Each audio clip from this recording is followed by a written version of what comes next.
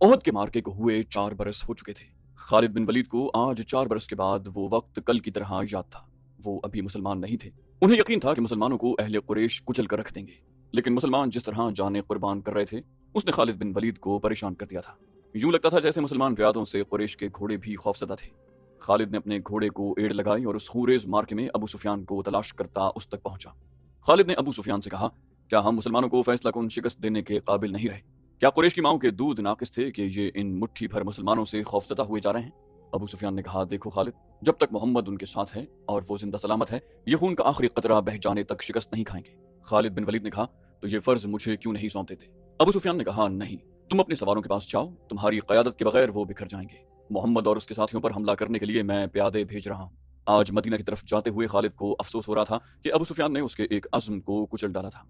रसूल खुदा सल्लल्लाहु अलैहि वसल्लम के कत्ल को वो अपना फर्ज समझता था। वो रसूल खुदा सल्लल्लाहु अलैहि वसल्लम को कत्ल करके अपने सबसे बड़े देवताओं हुबल और उज़ा की खुशनुदी हासिल करना चाहता था। उसने अपने सालार का हुक्म मानना जरूरी समझा और अपने सवार दस्ते की तरफ चला गया। उसे इत्मीनान जरूर था कि रसूल अकरम सल्लल्लाहु अलैहि वसल्लम के साथ अब चंद एक साथी ही रह गए होंगे और आप अलैहिस्सलाम को कत्ल करना अब कोई मुश्किल नहीं होगा और उसके बाद मुसलमान उठने के काबिल नहीं होंगे। खालिद को मैदान जंग की कैफियत बड़ी अच्छी तरह याद थी। उसने जरा बुलंदी से देखा था कि ओहद के दामन में दूर दूर तक जमीन खून से लाल हो गई थी। कहीं घोड़े तड़प रहे थे और कहीं खून में नहाए हुए इंसान कर रहे थे। जख्मियों को उठाने का अभी किसी को होश न था। फिर उसने देखा, प्यादा कुरैश रसूल करीम सल्लल्लाहु अलैहि वसल्लम के पास पहुंच गए थे और उन्होंने आप अलैहिस्सलाम के साथियों का हल्का भी तोड़ लिया था। कुरैश के 3 आदमी उतबा बिन अबी वकास, अब्दुल्लाह बिन शहाब और इब्ने कुमार रसूल करीम सल्लल्लाहु अलैहि वसल्लम पर पत्थर बरसाने लगे। अजीब सूरत यह थी कि उतबा के सगे भाई साद बिन अबी वकास रसूल अकरम सल्लल्लाहु अलैहि वसल्लम की हिफाजत में लड़ रहे थे। रसूल अकरम के साथियों की तादाद न होने के बराबर रह गई थी या वो लड़ते लड़ते बिखर गए थे। उतबा ने आप अलैहिस्सलाम पर जो पत्थर बरसाए उनसे आप अलैहिस्सलाम के नीचे वाले 2 दांत टूट गए और निचला होंठ भी जख्मी हो गया। अब्दुल्लाह के पत्थर से आप अलैहिस्सलाम की पेशानी पर खासा गहरा जख्म आया। इब्ने कुमा ने आप अलैहिस्सलाम के करीब आकर इतनी जोर से पत्थर मारा कि आप अलैहिस्सलाम की खोद की जंजीर की 2 कड़ियां टूट कर रुखसार में उतर गईं। उनसे रुखसार की हड्डी भी बुरी तरह मजरू हुई। आप अलैहिस्सलाम ने बर्ची से दुश्मनों पर वार करने की भरपूर कोशिश की, लेकिन दुश्मन करीब नहीं आते थे। आप अलैहिस्सलाम का खून इतना निकल गया था कि आप अलैहिस्सलाम गिर पड़े। उस वक्त आप अलैहिस्सलाम के एक सहाबी तलहा रज़ियल्लाहु अन्हु ने, जो कुरैश के दूसरे आदमियों के साथ लड़ रहे थे, देख लिया और दौड़ते हुए आप अलैहिस्सलाम के पास पहुंचे। उनकी ललकार पर उनके दूसरे साथी भी आ गए। आप अलैहिस्सलाम को पत्थरों से गिराने वाले कुरैश आप अलैहिस्सलाम पर तलवारों से हमला करने ही वाले थे कि साद बिन अबी वकास ने अपने सगे भाई उतबा पर हमला कर दिया। उतबा अपने भाई का गैज़ गज़ब देखकर भाग निकला। तलहा रज़ियल्लाहु अन्हु ने रसूल खुदा सल्लल्लाहु अलैहि वसल्लम को सहारा देकर उठाया। आप अलैहिस्सलाम पूरी तरह से होश में थे। इस दौरान आप अलैहिस्सलाम के साथियों ने उन आदमियों को भगा दिया था जिन्होंने रसूल करीम सल्लल्लाहु अलैहि वसल्लम पर हमला किया। मौरिख लिखते हैं कि साद बिन अबी वक्कास पर काबू पाना मुश्किल हो रहा था। साद कहते थे, मैं अपने भाई को कत्ल करके उसके जिस्म के टुकड़े कर देना चाहता हूँ जिसने मेरी मौजूदगी में मेरे नबी अलैहिस्सलाम पर हमला किया। वो अकेले ही कुरैश की तरफ दौड़ने की कोशिश करते थे। उन्हें बड़ी मुश्किल से रोका गया। अगर रसूल खुदा सल्लल्लाहु अलैहि वसल्लम उन्हें रुकने का हुक्म न देते तो वो कभी न रुकते। कुरैश गालिबन बहुत ही थक गए थे। वो मार्के से मुंह मोड़ गए। तब रसूल अकरम सल्लल्लाहु अलैहि वसल्लम के साथियों ने आप अलैहिस्सलाम के जख्मों की तरफ तवज्जो दी। जो खवातीन आप अलैहिस्सलाम के साथ थीं उन्होंने आप अलैहिस्सलाम को पानी पिलाया, कपड़ों से जख्म साफ किए। उस वक्त ये देखा गया कि खौद की जंजीरों की टूटी हुई कड़ियां आप अलैहिस्सलाम के रुखसार की हड्डी में उतरी हुई। एक सहाबी अबू उबैदा रज़ियल्लाहु अन्हु, जो अरब के एक मशहूर जर्राह के फर्जंद थे, आगे बढ़े और आप अलैहिस्सलाम के रुखसारों से कड़ियां निकालने लगे, लेकिन हाथों से कड़ियां न निकली। आखिर अबू उबैदा रज़ियल्लाहु अन्हु ने दांतों की मदद से एक कड़ी निकाल ली। जब दूसरी कड़ी निकाली तो कड़ी तो निकल आई, लेकिन अबू उबैदा के सामने के 2 दांत टूट गए। उसके बाद से लोगों ने अबू उबैदा रज़ियल्लाहु अन्हु को अल असरम कहना शुरू कर दिया।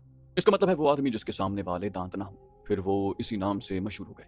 ये भी रसूल अकरम सल्लल्लाहु अलैहि वसल्लम का मौजज़ा है कि उसके बाद अबू उबैदा रज़ियल्लाहु अन्हु ऐसे खूबसूरत दिखते थे कि उनके चेहरे से निगाह नहीं हटती थी। उम्मे ऐमन रज़ियल्लाहु ताला अन्हा, जो रसूल अकरम सल्लल्लाहु अलैहि वसल्लम के बचपन में आप अलैहिस्सलाम की दाइया रह चुकी थी, आप अलैहिस्सलाम पर झुकी हुई थी। उस वक्त तक आप अलैहिस्सलाम की तबीयत संभल चुकी थी। अचानक एक तीर उम्मे ऐमन रज़ियल्लाहु ताला अन्हा की पीठ में उतर गया और उसके साथ ही दूर से एक कहकहा सुनाई दिया। सबने उधर देखा तो कुरैश का एक आदमी हिब्बान बिन अल अरका दूर खड़ा हंस रहा था। उसके हाथ में कमान थी। ये तीर उसी ने चलाया था। वो हंसता हुआ पीछे को मुड़ा। रसूल खुदा सल्लल्लाहु अलैहि वसल्लम ने एक तीर साद बिन अबी वकास रज़ियल्लाहु अन्हु को देकर कहा, यह शख्स यहाँ से तीर लेकर ही वापस जाए। साद रज़ियल्लाहु अन्हु ने, जो तमाम कबाइल में तीरंदाजी में खुसूसी शोहरत रखते थे, कमान में तीर डालकर हिब्बान पर चलाया। तीर हिब्बान की गर्दन में उतर गया। साद रज़ियल्लाहु अन्हु के तमाम साथियों ने बड़ी जोर से कहकहा लगाया और हिब्बान ने डगमगाते हुए चंद कदम उठाए और वो गिर पड़ा। आज खालिद बिन वलीद जब मदीना की तरफ बढ़ते जा रहे थे और ओहद की पहाड़ी उफक से ऊपर ही ऊपर उठती आ रही थी, उन्हें अपने कुछ साथी याद आने लगे। अकीदों के इख्तिलाफ ने भाई को भाई का दुश्मन बना दिया था, لیکن خالد کو یہ خیال بھی آیا کہ بعض لوگ اپنے عقیدے کو اس لیے سچا سمجھتے ہیں کہ وہ اس کے پیروکار ہوتے ہیں۔ حق اور باطل کے فرق کو سمجھنے کے لیے بڑی مضبوط شخصیت کی ضرورت ہوتی ہے۔ ایک سوال انہیں پریشان کرنے لگا، میں مدینہ کیوں جا رہا؟ اپنا عقیدہ مدینہ والوں پر ٹھوسنے کے لیے یا ان کا عقیدہ اپنے اوپر مسلط کرنے کے لیے؟ اسے ابو سفیان کی آواز سنائی دی جو ایک ہی روز پرانی تھی، کیا یہ سچ ہے کہ تم مدینہ جا رہے ہو؟ کیا تمہاری رگوں میں ولید کا خون سفید ہو گیا ہے؟ صحرا میں جاتے ہوئے ان آوازوں نے کچھ دور تک اس کا تعاقب کیا، پھر وہ اپنے ان دوستوں کی یاد میں کھو گیا جن کے خلاف وہ لڑا اور جن کا خون ان کے سامنے بہہ گیا۔ ان میں ایک مصعب بن عمیر رضی اللہ عنہ بھی تھے۔ قریش جو مارکے سے منہ موڑ گئے تھے کچھ دور ہی پہنچے تھے کہ خالد نے اپنے گھوڑے کو ایڑ لگائی اور ابو سفیان کو جا پکڑا۔ اس نے ابو سفیان سے پوچھا، تم لوگ جنگ کو ادھورا چھوڑ کر کہاں جا رہے ہو؟ مسلمانوں کا دم خم ختم ہو چکا ہے۔ ابو سفیان بھی یہی چاہتا تھا کہ یہ مارکا فیصلہ کن نتیجے پر پہنچے۔ قریش کے چند سوار وہیں سے پلٹ آئے۔ خالد دیکھ چکے تھے کہ رسول اکرم صلی اللہ علیہ وسلم کہاں ہیں، جہاں پھر ابو سفیان نے خالد کو کسی اور طرف بھیج دیا اور کچھ آدمیوں کو نبی علیہ السلام پر حملے کا حکم دے دیا۔ اب رسول کریم صلی اللہ علیہ وسلم کے ساتھ کچھ اور مسلمان آن ملے تھے۔ اب پھر ابن قمہ لڑتے ہوئے مسلمانوں کا حلقہ توڑ کر رسول اکرم صلی اللہ علیہ وسلم تک پہنچنے کی کوشش کرنے لگا۔ اس وقت رسول اکرم صلی اللہ علیہ وسلم کے پاس مصعب بن عمیر کھڑے تھے اور عمارہ اپنے قریب پڑے ہوئے 2-3 زخمیوں کو پانی پلا رہی تھی۔ انہوں نے جب قریش کو ایک بار پھر حملے کے لیے آتے دیکھا تو زخمیوں سے ہٹ کر انہوں نے ایک زخمی کی تلوار اٹھا لی اور قریش کے مقابلے میں ڈٹ گئے۔ قریش کا سب سے پہلا سوار جو ان کے قریب آیا اس تک وہ نہیں پہنچ سکتی تھی، اس لیے انہوں نے تلوار سے اس کے گھوڑے پر ایسا وار کیا کہ گھوڑا گر پڑا۔ سوار گھوڑے کے دوسری طرف گرا۔ عمارہ رضی اللہ عنہا نے گھوڑے کے اوپر سے کود کر قریش کے اس آدمی پر وار کیا اور اسے زخمی کر دیا۔ وہ اٹھا اور بھاگ کھڑا ہوا۔ مصعب بن عمیر کا قد اور شکل و صورت بھی رسول کریم صلی اللہ علیہ وسلم کے ساتھ نمایاں مشابہت رکھتی تھی۔ ابن قمہ مصعب رضی اللہ عنہ کو رسول خدا سمجھ کر ان پر حملہ آور ہوئے۔ مصعب رضی اللہ عنہ تیار تھے، انہوں نے ابن قمہ کا مقابلہ کیا، پھر دونوں میں تیغ زنی ہوئی، لیکن ابن قمہ کا ایک وار مصعب رضی اللہ عنہ پر ایسا بھرپور پڑا کہ وہ گرے اور شہید ہو گئے۔ مصعب بن عمیر بہت لاڈوں میں پلے نوجوان تھے، لیکن تدفین کے وقت ان کا کفن بھی ادھورا تھا۔ عمارہ نے مصعب کو گرتے دیکھا، غیظ و غضب سے ابن قمہ پر تلوار کا وار کیا، لیکن ابن قمہ نے زرہ پہن رکھی تھی اور وار کرنے والی ایک عورت تھی، اس لیے ابن قمہ کو کوئی زخم نہ آیا۔ ابن قمہ نے عمارہ رضی اللہ عنہ کے کندھے پر بھرپور وار کیا جس سے وہ شدید زخمی ہو کر گر پڑی۔ اس وقت رسول کریم صلی اللہ علیہ وسلم جو قریب ہی تھے ابن قمہ کی طرف بڑھے، لیکن ابن قمہ نے پینترا بدل کر آپ علیہ السلام پر ایسا وار کیا جو آپ علیہ السلام کے خود پر پڑا۔ تلوار خود سے پھسل کر آپ علیہ السلام کے کندھے پر لگی۔ آپ علیہ السلام کے بالکل پیچھے ایک گڑھا تھا۔ آپ علیہ السلام زخم کھا کر پیچھے ہٹے اور گڑھے میں گر پڑے۔ ابن قمہ نے پیچھے ہٹ کر گلا پھاڑ کر کہا، میں نے محمد کو قتل کر دیا۔ وہ یہی نعرے لگاتا میدان جنگ میں گھوم گیا۔ اس کی آواز قریش نے بھی سنی اور مسلمانوں نے بھی۔ قریش کو تو خوش ہونا ہی تھا، مسلمانوں پر اس کا بڑا تباہ کن اثر ہوا۔ وہ حوصلہ ہار بیٹھے اور احد کی پہاڑی کی طرف پسپا ہونے لگے۔ بھاگتے ہوئے مسلمانوں کو ایک للکار سنائی دی، اپنے نبی کے شیدائیوں، اگر نبی علیہ السلام نہ رہے تو لعنت ہے ہم پر کہ ہم بھی زندہ رہیں۔ تم کیسے شیدائی ہو کہ نبی کریم صلی اللہ علیہ وسلم کی شہادت کے ساتھ ہی تم موت کے ڈر سے بھاگ رہے ہو؟ مسلمان رک گئے۔ اس للکار نے انہیں آگ بگولا کر دیا۔ وہ پیادہ تھے لیکن انہوں نے قریش کے گھڑ سواروں پر حملہ کر دیا۔ یہ حملہ خالد اور اکرمہ کے گھڑ سواروں پر ہوا تھا۔ خالد بن ولید کو آج یاد آ رہا تھا کہ اس کے ہاتھوں کتنے ہی مسلمانوں کا خون بہہ گیا تھا، ان میں ایک رفاعہ بن وقش بھی تھے۔ خالد بن ولید کے دل میں درد کی ایک ٹیس اٹھی، انہیں کچھ ایسا احساس ہونے لگا جیسے وہ بے مقصد خون بہاتے رہیں، لیکن اس وقت وہ مسلمانوں کو اپنا بدترین دشمن سمجھتے تھے۔ اب مسلمانوں کا دم خم ٹوٹ چکا تھا، پیادے گھڑ سواروں کا مقابلہ کب تک کرتے؟ وہ مجبور ہو کر پہاڑی کی طرف پسپا ہونے لگے۔ رسول اکرم صلی اللہ علیہ وسلم بھی اپنے ساتھیوں کے ساتھ ایک تنگ سی وادی کی طرف جا رہے تھے۔ جس طرح مسلمانوں نے فتح کی خوشی میں اپنا مورچہ چھوڑ دیا تھا اور جنگ کا پانسا اپنے خلاف پلٹ لیا تھا، اسی طرح اب قریش کے آدمی مسلمانوں کی لاشوں پر اور تڑپتے ہوئے زخمیوں پر مال غنیمت اکٹھا کرنے کے لیے ٹوٹ پڑے۔ ان میں سے کچھ قریش رسول کریم صلی اللہ علیہ وسلم کے تعاقب میں بھی چلے گئے، لیکن آپ علیہ السلام کے ساتھیوں نے ان پر ایسی بے جگری سے حلہ بولا کہ ان میں سے زیادہ تر قریش کو جان سے مار ڈالا اور جو بچ گئے وہ بھاگ گئے۔ رسول اکرم صلی اللہ علیہ وسلم ایک بلند جگہ پہنچے۔ آپ علیہ السلام نے وہاں سے صورتحال کا جائزہ لیا۔ آپ علیہ السلام کے 30 صحابہ میں سے 16 شہید ہو چکے تھے، جو 14 زندہ تھے ان میں زیادہ تر زخمی۔ آپ علیہ السلام نے بلندی سے میدان جنگ کا جائزہ لیا۔ آپ کو کوئی مسلمان نظر نہیں آ رہا تھا۔ مسلمان یہ سمجھ کر کہ رسول اکرم نعوذ باللہ شہید ہو چکے ہیں، سخت مایوسی کے عالم میں ادھر ادھر بکھر گئے۔ کچھ واپس مدینہ چلے گئے، کچھ قریش کے انتقام سے بچنے کے لیے پہاڑی کے اندر موجود تھے، جہاں رسول خدا صلی اللہ علیہ وسلم کو اپنے زخموں کی طرف توجہ دینے کی فرصت ملی۔ آپ علیہ السلام کی بیٹی حضرت فاطمہ رضی اللہ تعالی عنہا، جو آپ علیہ السلام کو ہر طرف تلاش کر کر کے تھک چکی تھی، آپ علیہ السلام کے پاس آ پہنچی تھی۔ قریب ہی ایک چشمہ تھا۔ حضرت علی رضی اللہ عنہ وہاں سے کسی چیز میں پانی لائے اور آپ علیہ السلام کو پلایا۔ حضرت فاطمہ رضی اللہ عنہا آپ کے زخم دھونے لگی، وہ سسک سسک کر رو رہی تھی۔ خالد بن ولید کو آج یاد آ رہا تھا کہ رسول کریم صلی اللہ علیہ وسلم کی شہادت کی خبر نے انہیں کیسا روحانی سا اطمینان دیا تھا، لیکن ایک للکار نے انہیں چونکا دیا۔ وادی میں للکار کی گونج بڑی دور تک سنائی دے رہی تھی۔ कोई बड़ी ही बुलंद आवाज में कह रहा था, मुसलमानों खुशियां मनाओ, हमारे नबी अलैहिस्सलाम जिंदा और सलामत हैं। इस ललकार पर खालिद को हंसी भी आई थी और अफसोस भी हुआ था। उसने अपने आप से कहा था कि कोई मुसलमान पागल हो गया है। हुआ यूं था कि जिस तरह मुसलमान इक्का दुक्का इधर उधर बिखर गए थे या छुप गए थे, उसी तरह काब बिन मालिक रज़ियल्लाहु अन्हु नाम का एक मुसलमान इधर उधर घूमता पहाड़ी के उस मकाम की तरफ चला गया जहां रसूल अकरम सस्ता रहे थे। उसने नबी करीम सल्लल्लाहु अलैहि वसल्लम को देखा तो उसने जज्बात की शिद्दत से नारा लगाया, हमारे नबी अलैहिस्सलाम जिंदा हैं। तमाम मुसलमान जो अकेले अकेले या दो दो चार चार की टोलियों में इधर उधर बिखर गए थे, उस आवाज पर दौड़ कर आए। हजरत उमर रज़ियल्लाहु अन्हु भी उसी आवाज पर रसूल खुदा सल्लल्लाहु अलैहि वसल्लम तक पहुंचे थे। इससे पहले अबू सुफियान मैदान जंग में पड़ी हुई हर एक लाश को देखता फिर रहा था। वो रसूल करीम सल्लल्लाहु अलैहि वसल्लम का जसद मुबारक तलाश कर रहा था। उसे कुरैश का जो भी आदमी मिलता वो उससे पूछता, तुमने मोहम्मद की लाश नहीं देखी? इसी तलाश में खालिद बिन वलीद उसके सामने आ गया। अबू सुफियान ने पूछा, खालिद तुमने मोहम्मद की लाश नहीं देखी? खालिद बिन वलीद ने जवाब दिया, नहीं। और अबू सुफियान की तरफ जरा झुककर पूछा, क्या तुम्हें यकीन है कि मोहम्मद कत्ल हो चुका है? अबू सुफियान ने जवाब दिया, हाँ, वो हमसे बचकर कहाँ जा सकता है, तुम्हें शक है? खालिद बिन वलीद ने जवाब दिया, हाँ अबू सुफियान, मैं उस वक्त तक शक में रहता हूँ जब तक कि अपनी आंखों से न देख लूं। मोहम्मद इतनी आसानी से कत्ल हो जाने वाला शख्स नहीं। अबू सुफियान ने तकब्बुर के लहजे में कहा, मालूम होता है तुम पर उसका तिलिस्म तारी हो गया है। क्या मोहम्मद हम में से नहीं था? क्या तुम उसे नहीं जानते? जो शख्स इतनी कत्ल गारत का जिम्मेदार है, एक रोज उसे भी कत्ल होना है। वो कत्ल हो चुका है, जाओ और देखो, उसकी लाश को पहचानो, हम उसका सर काट कर मक्का ले जाएंगे। एन उसी वक्त पहाड़ी में से काब बिन मालिक रज़ियल्लाहु अन्हु की ललकार गरजी, मुसलमानों खुशियां मनाओ, हमारे नबी अलैहिस्सलाम जिंदा सलामत हैं। फिर ये आवाज बिजली की कड़क की तरह गरजती कड़कती वादी और मैदान में घूमती फिरती रही। खालिद ने कहा, सुन लिया अबू सुफियान, अब मैं तुम्हें बताता हूँ कि मोहम्मद कहाँ है। मैं उस पर हमला करने जा रहा हूँ, लेकिन मैं तुम्हें यकीन नहीं दिला सकता कि मैं मोहम्मद को कत्ल करके आऊंगा। कुछ देर पहले खालिद बिन वलीद ने रसूल करीम सल्लल्लाहु अलैहि वसल्लम और उनके साथियों को पहाड़ी के अंदर जाते देखा था, लेकिन वो बहुत दूर थे। खालिद हार मानने वाला और अपने इरादे को अधूरा छोड़ने वाला आदमी नहीं था।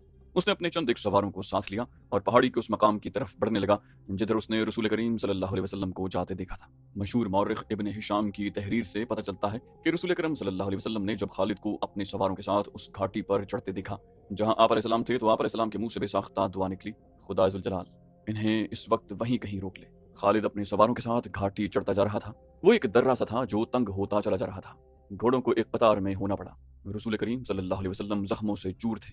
हजरत उमर रज़ियल्लाहु अन्हु ने जब खालिद और उसके सवारों को ऊपर आते हुए देखा तो वो तलवार निकालकर कुछ नीचे उतरे। हजरत उमर रज़ियल्लाहु अन्हु ने ललकारा, वलीद के बेटे, अगर लड़ाई लड़ना जानते हो तो इस दर्रे की तंगी को देख लो, इस चढ़ाई को देख लो, क्या तुम अपने सवारों के साथ हमारे हाथ से बचकर निकल जाओगे? खालिद लड़ने के फन को खूब समझता था। उसने देख लिया था कि ये जगह घोड़ों को घुमा फिरा कर लड़ने के लिए मौजू नहीं है, बल्कि खतरनाक है। खालिद ने खामोशी से अपना घोड़ा घुमाया और अपने सवारों के साथ वहां से नीचे उतर आया। जंग ओहद खत्म हो चुकी थी। कुरैश इस लिहाज से बरतरी का दावा कर सकते थे कि उन्होंने मुसलमानों को ज्यादा नुकसान पहुंचाया, लेकिन ये जंग हार जीत के बगैर खत्म हो गई थी। खालिद बिन वलीद को जैसे अपनी आवाज सुनाई दी, लेकिन ये हमारी शिकस्त थी। मुसलमानों की नफरी 700 थी और हम 3000 थे।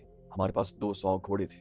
हमारी फतह तब होती जब हम मोहम्मद को कत्ल करते थे। खालिद ने अपने आप में झुंझुनाहट महसूस की। उस पर ऐसी कैफियत तारी हो गई कि उसके दांत बजने लगे। उसे जंग का आखिरी मंजर याद आने लगा। उसने इस भयानक याद को जहन से निकालने के लिए सर को झटका दिया, लेकिन मक्खियों की तरह ये याद उसके इर्द गिर्द भिन भिनाती रही। उसे अपने आप में शर्म सी महसूस होने लगी। जंगजू यूं नहीं किया करते। खालिद जब हजरत उमर रज़ियल्लाहु अन्हु की ललकार पर वापस आ रहे थे तो उस बुलंदी से उसकी नजर मैदान जंग पर पड़ी।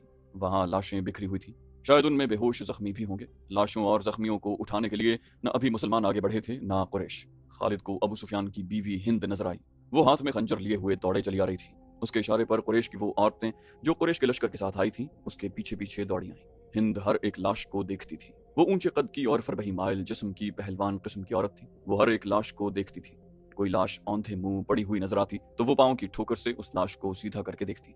उसने अपने साथ की औरतों से कहा कि वो हमजा रज़ियल्लाहु अन्हु की लाश तलाश करें। उसे हमजा रज़ियल्लाहु अन्हु की लाश मिल गई। हिंद भूखे दरिंदे की तरह लाश को चीरने फाड़ने लगी। उसने दूसरी औरतों को देखा जो उसके करीब खड़ी थी। हिंद ने उन औरतों से यूं कहा जैसे वो पागल हो चुकी हो, खड़ी क्या दिख रही हो? ये देखो, मैंने अपने बाप, अपने चचा और अपने बेटे के कातिल की लाश का क्या हाल कर दिया।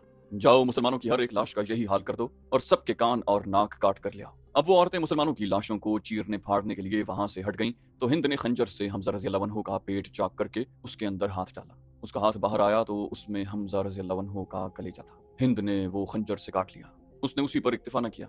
हमजा रज़ियल्लाहु अन्हु के कलेजे का एक टुकड़ा काट कर उसने अपने मुंह में डाल लिया और बुरी तरह उसे चबाने लगी। लेकिन थोड़ी देर के बाद उसने कलेजे के उस टुकड़े को उगल दिया। खालिद को दूर अबू सुफियान खड़ा नजर आया। हिंद की इस वहशियाना हरकत ने खालिद का मजा किरकिरा कर दिया था। वो जंगजू था। वो सिर्फ आमने सामने आकर लड़ने वाला आदमी था। अपने दुश्मन की लाशों के साथ ये सलूक न सिर्फ ये कि उसे पसंद न आया, बल्कि उसने नफरत की निगाह से देखा। अबू सुफियान को देखकर खालिद बिन वलीद ने अपने घोड़े को एड़ लगाई اور ابو سفیان کے پاس جا کر گھوڑا روک دیا۔ خالد نے غصے اور حقارت کے ملے جلے لہجے میں کہا، ابو سفیان، کیا تم اپنی بیوی اور ان عورتوں کی اس وحشیانہ حرکت کو پسند کر رہے ہو؟ ابو سفیان نے خالد کی طرف ایسی نگاہوں سے دیکھا جن میں بے بسی کی جھلک تھی، اور صاف پتہ چلتا تھا کہ اسے لاشوں کے ساتھ اپنی بیوی کا یہ سلوک پسند نہیں۔ خاموش کیوں ہو ابو سفیان؟ ابو سفیان نے تبھی سی زبان میں کہا، تم ہند کو جانتے ہو خالد؟ یہ عورت اس وقت پاگلوں سے بدتر ہے۔ اگر میں یا تم اسے روکنے کے لیے آگے بڑھے تو یہ خنجر سے ہمارے پیٹ بھی چاک کر دے گی۔ خالد ہند کو جانتا تھا۔ وہ ابو سفیان کی بے بسی کو سمجھ گیا۔ ابو سفیان نے سر جھکایا، گھوڑے کی لگام کو جھٹکا دیا اور منہ پھیر کر دوسری طرف چل پڑا۔ خالد بن ولید بھی اس منظر کو برداشت نہ کر سکا۔ جب ہند حمزہ رضی اللہ عنہ کی لاش کا کلیجہ چبا کر اگل چکی تو اس نے پیچھے دیکھا۔ اس کے پیچھے جبیر بن مطعم کا غلام وحشی بن حرب کھڑا تھا۔ اس کے ہاتھ میں افریقہ کی بنی ہوئی وہی برچی تھی جس سے اس نے حمزہ رضی اللہ عنہ کو شہید کیا تھا۔ ہند نے تحکمانہ لہجے میں اس سے کہا، یہاں کیا کر رہے ہو بن حرب؟ جاؤ اور مسلمانوں کی لاشوں کے ٹکڑے کرو۔ وحشی بن حرب بولتا بہت کم تھا۔ اس کی کوشش یہی ہوتی تھی کہ زیادہ سے زیادہ بات اشاروں میں کر لی جائے۔ اس نے ہند کا حکم ماننے کے بجائے اپنا ہاتھ ہند کے آگے پھیلا دیا اور اس کی نظریں ہند کے گلے میں لٹکتے ہوئے سونے کے ہار پر جم گئیں۔ ہند کو اپنا وعدہ یاد آ گیا۔ اس نے وحشی سے کہا تھا کہ تم میرے باپ، چچا اور بیٹے کے قاتل کو قتل کر دو تو میں نے جتنے زیورات پہن رکھے ہیں وہ تمہارے ہوں گے، اور وحشی اپنا انعام لینے آیا تھا۔ ہند نے اپنے تمام زیورات اتار کر وحشی بن حرب کے پھیلے ہوئے ہاتھ پر رکھ دیے۔ وحشی کے ہونٹوں پر مسکراہٹ آ گئی اور وہ وہاں سے چل پڑا۔ ہند پر اس وقت فتح اور انتقام کا بھوت سوار تھا۔ ہند نے جوشیلی آواز میں اس حبشی کو بلایا، ٹھہر جا بن حرب۔ وہ جب اس کے پاس آیا تو ہند نے کہا، میں نے تمہیں کہا تھا کہ میرا کلیجہ ٹھنڈا کر دو تو تمہیں اپنے زیورات دوں گی، لیکن تم اس سے زیادہ انعام کے حقدار ہو۔ ہند نے قریش کی عورتوں کی طرف اشارہ کیا اور کہا، تم جانتے ہو ان عورتوں میں کنیزیں کون کون سی ہیں؟ دیکھو وہ جوان بھی ہیں اور خوبصورت بھی۔ تمہیں جو کنیز اچھی لگتی ہے لے جاؤ۔ وحشی بن حرب نے اپنی عادت کے مطابق خاموشی سے چند لمحے ہند کے چہرے پر نظریں گاڑی، لیکن اس کی نظریں کنیزوں کی طرف نہ گئیں۔ اس نے انکار میں سر ہلایا اور وہاں سے چلا گیا۔